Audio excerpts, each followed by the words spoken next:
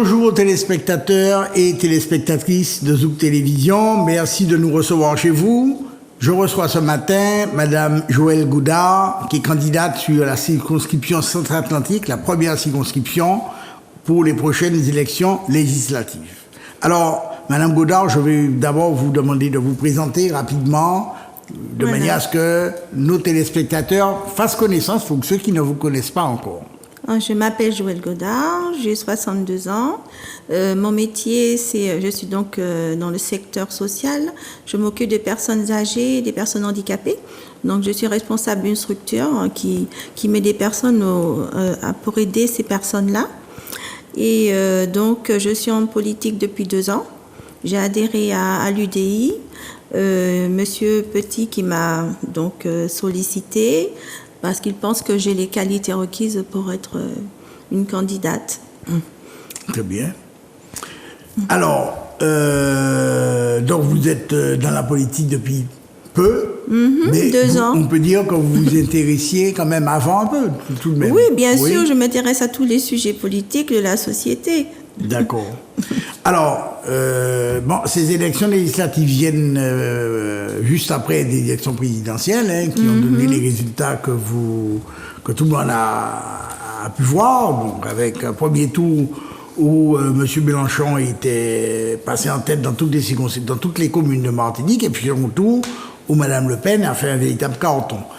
Est-ce que vous vous étiez positionné, j'imagine que si, lors de ces élections, et qu'est-ce que vous pensez des résultats?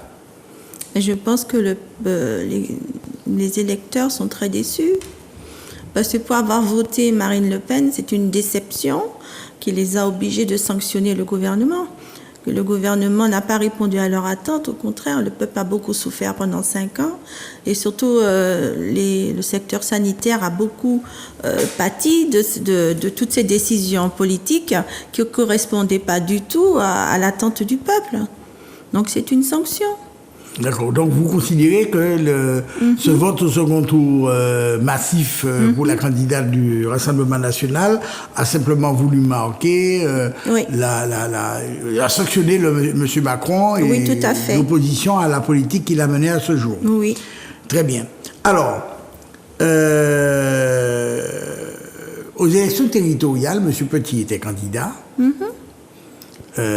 Et à l'époque, il avait obtenu un score relativement modeste.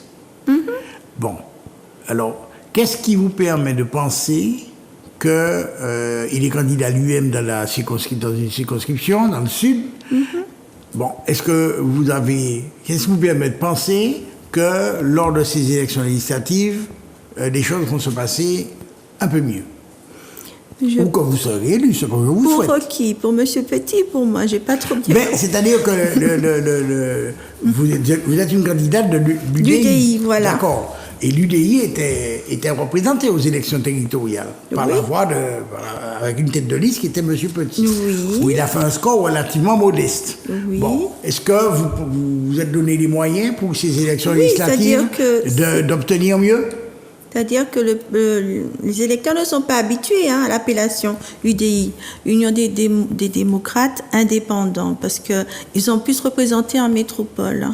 Donc, M. Petit a voulu soutenir l'UDI parce que l'UDI a quand même 75 parlementaires et ils ont quand même plus de 2000 conseillers.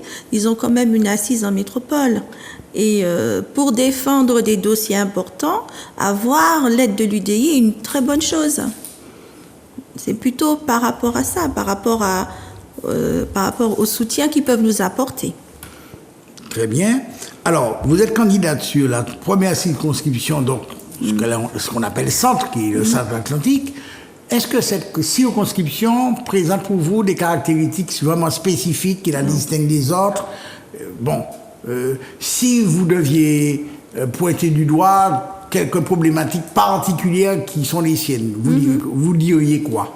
Alors surtout, ils ont beaucoup souffert de cette pollution qui est les sargasses.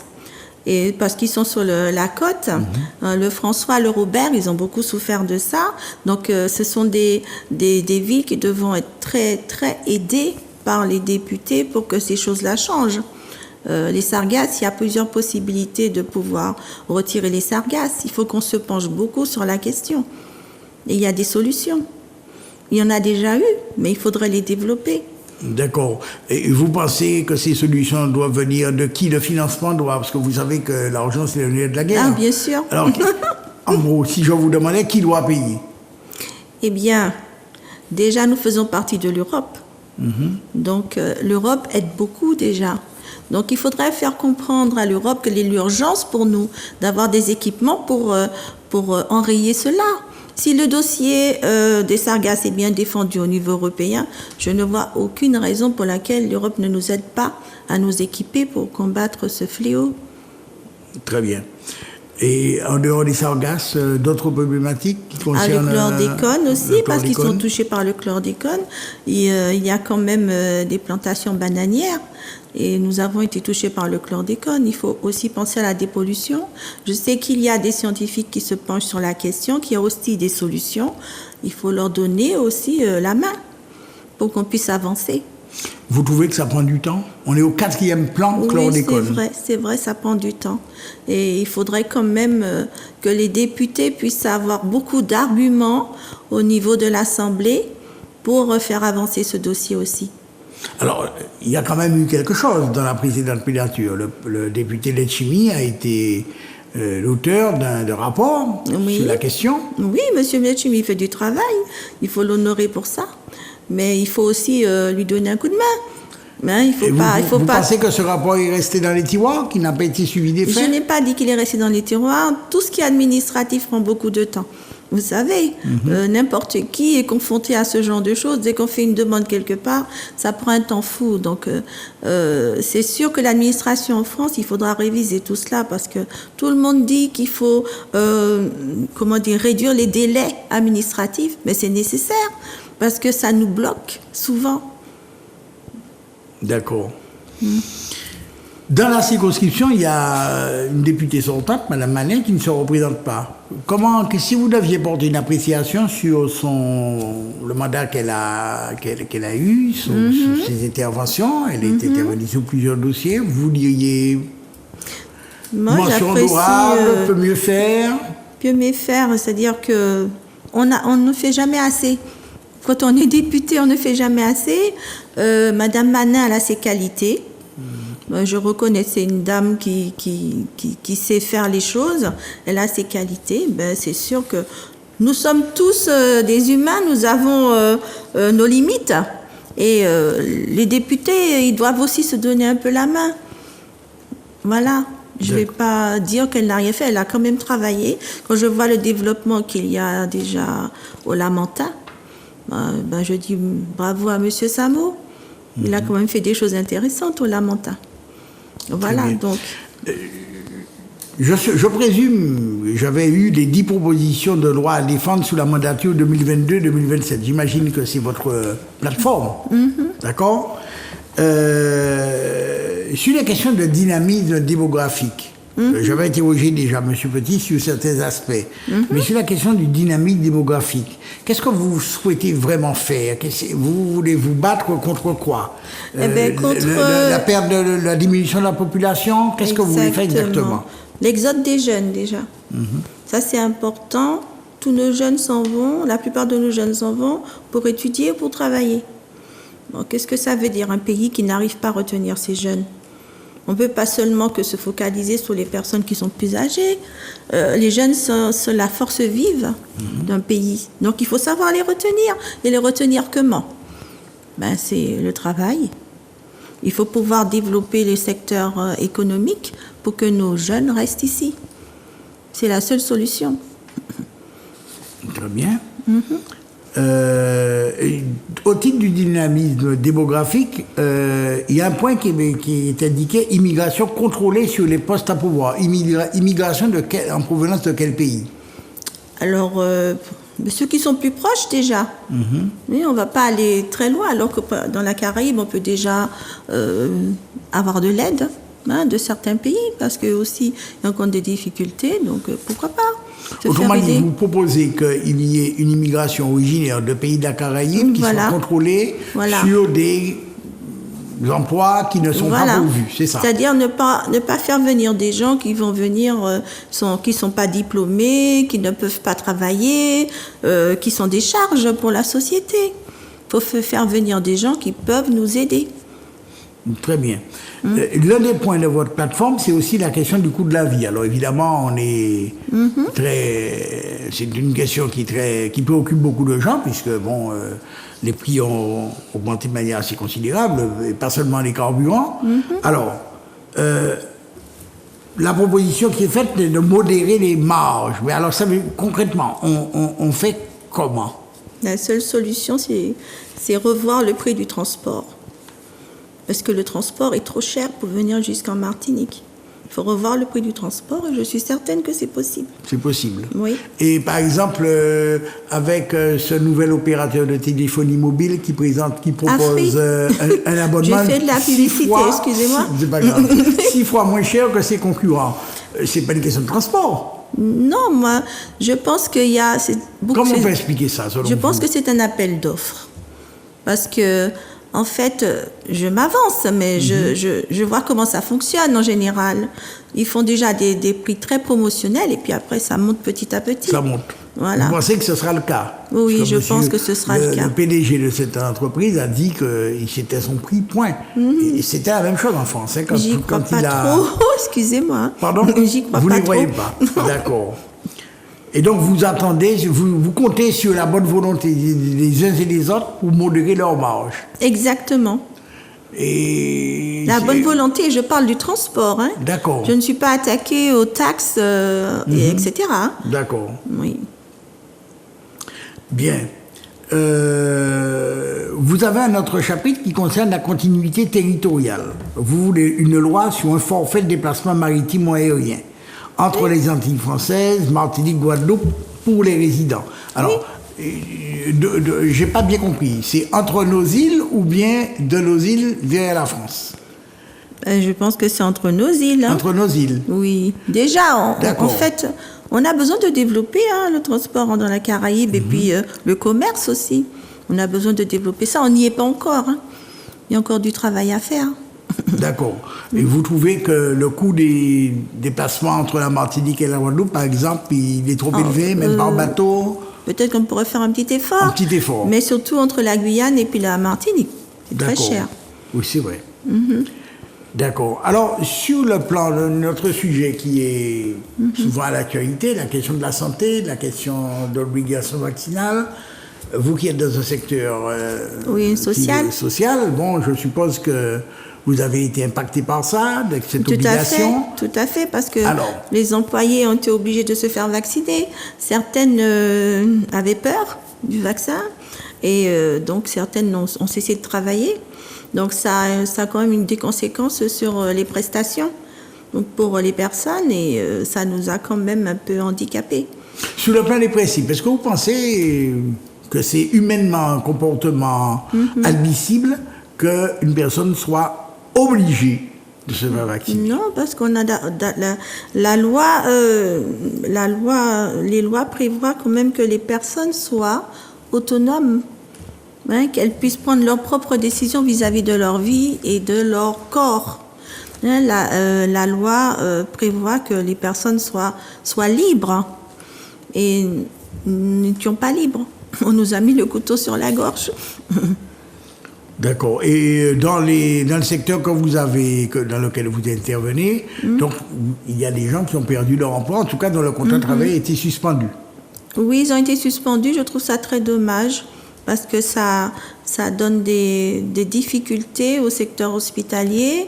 Ils ont moins la possibilité d'aider les malades. Ils souffrent beaucoup, hein, le personnel hospitalier, parce que si un doit faire le travail de 3 ou 4, c'est pas possible. Donc ces personnes-là, il faut les réintégrer. On peut pas continuer comme ça. Très bien. Alors, sur le chapitre de l'autorité, je lis que votre plateforme prévoit le rétablissement du service militaire national obligatoire. Plus généralement, les questions liées au trafic, à la profusion d'armes à feu, à ces agressions par armes à feu ou armes blanches, sont des questions qui vous préoccupent? Oui, c'est Pourquoi préoccupant. vous en avez fait un point important de votre programme? Parce que je pense que les jeunes ont besoin de repères. Ils sont désemparés. On ne s'occupe pas assez de C'est la pas que jeunesse. des jeunes, hein, vous savez. Il n'y a pas Oui. que des jeunes, mais en général, ce sont des jeunes qui sont dans ce genre de circonstances. Et je pense que le fait qu'il faut les intéresser au service militaire, ça leur donne quand même des atouts pour pouvoir aborder les choses dans la société. Tandis que maintenant, les laisser comme ça, sans leur donner aucune base, sans leur donner aucun repère, ça empire les choses. Avant, quand les gens allaient au service militaire, c'est pas que je fais la promotion du service militaire, mais le service militaire leur donnait quand même des bases. Il donnait des bases pour se comporter dans la société. Il leur donnait aussi quelquefois des formations. Mais c'est toujours possible, vous les volontaires, tout au moins, ceux qui sont Oui, volontaires. c'est volontaire, mais il n'y a pas beaucoup de volontaires finalement. S'il y avait beaucoup de volontaires, on n'en serait pas là. Est-ce que pour vous, ce n'est pas une manière de leur faire acquérir des rudiments de discipline? Aussi, savoir se comporter. Oui. Savoir se comporter vis-à-vis d'autrui, savoir se comporter vis-à-vis dans la société. Ça leur donne des bases. D'accord. C'est important. En matière de santé, on constate que dans certaines spécialités, trouver un spécialiste, un ophtalmo, ça relève du parcours du combattant, et pas que pour l'ophtalmo d'ailleurs, il y a d'autres spécialités où ça commence à devenir très difficile. Il est proposé de construire environ 20 maisons de santé. Avoir les maisons de santé est une chose, avoir les praticiens à l'intérieur, c'est une autre. Exactement.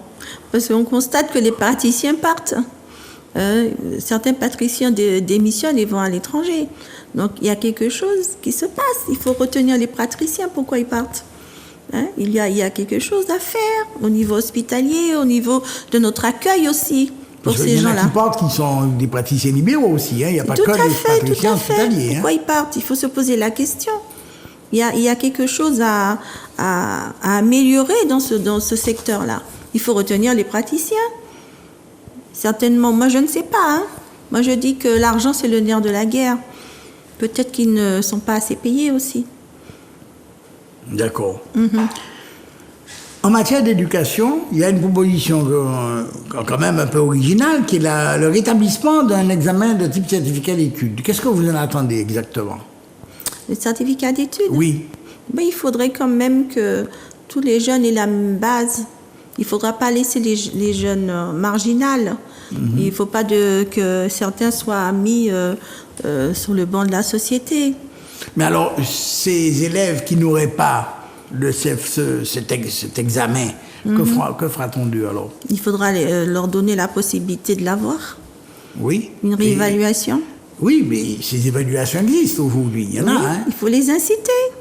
Mais un examen, si on ne détient pas l'examen, on passe pas en 6e, que fait-on? Quel est votre projet précisément sur ce domaine-là? Ils ont raté l'examen de la 6e. Oui, je lis la avant, plateforme. il y avait le redoublement. C'est vrai que c'est pas... Donc, on perd quelques années, mais ça permet quand même de se remettre à niveau. Vous savez que c'est un point de vue qui est assez contesté. Quelquefois, Oui, les redoublements n'ont pas forcément l'intérêt qu'on Mais je leur sais, prête. mais il faut que les personnes retrouvent le niveau des autres. Sinon, comment vont-ils faire s'ils n'ont pas le niveau? Ils seront marginalisés, c'est pas la peine. Il faut qu'ils retrouvent le niveau. Il faut leur permettre de retrouver le niveau pour qu'ils puissent suivre le cursus scolaire. Donc, est-ce qu'un examen est vraiment de nature à leur permettre de retrouver ce niveau? Un examen, non. Moi, je pense que c'est un accompagnement. Un accompagnement. Oui. Vous trouvez que c'est une partie des jeunes enfants à l'école primaire, au collège, ne sont pas suffisamment accompagnés? Voilà. Il manque d'accompagnement parce que tous les enfants sont différents et on a tendance à les standardiser, à leur donner tous les mêmes programmes. Ils n'ont pas la même façon, le même rythme. Bon, comme les professeurs n'ont pas vraiment le choix parce qu'ils ne sont pas nombreux, les professeurs, quelquefois ils ont 30 personnes dans une classe, 25 à 30 personnes, 30 enfants. Donc, quelquefois, ils ne peuvent pas non plus se focaliser sur un ou deux. C'est pas toujours facile. Donc il faudrait que les professeurs aient des gens qui les accompagnent pour aider les enfants qui suivent moins vite. Parce qu'il y a des enfants qui suivent moins vite. Ça ne veut pas dire qu'ils sont moins intelligents. Ils ont un autre rythme. D'accord. L'un des points de votre plateforme, c'est l'innovation.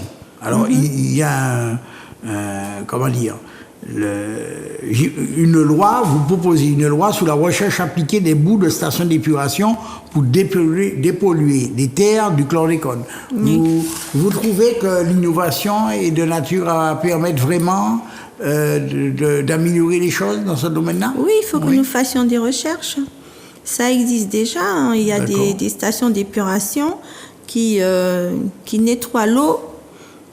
C'est pas ce qu'on a nous, hein. C'est plus élaboré. Ça nettoie l'eau avant de le renvoyer dans la mer. D'accord. Il y a des choses à faire, hein. Sans nul doute, sans nul doute. Alors, pour notre mission va toucher à sa fin, si vous aviez un message rapide à adresser aux électeurs de la circonscription sur laquelle vous présentez, que leur diriez-vous? Je leur dirais que je suis nouvelle, mais que je veux vraiment les aider à améliorer leur vie et leurs conditions de vie, que s'ils me font confiance, ils ne seront pas déçus parce que j'y mettrai tout mon cœur. Parfait. Eh bien, Madame Godard, je vous remercie pour cet entretien. Je remercie les téléspectateurs de Zouk Télévision d'avoir bien voulu suivre cette émission. Et je vous souhaite une bonne campagne et que vos explications soient entendues des électeurs. Merci beaucoup. Je vous remercie.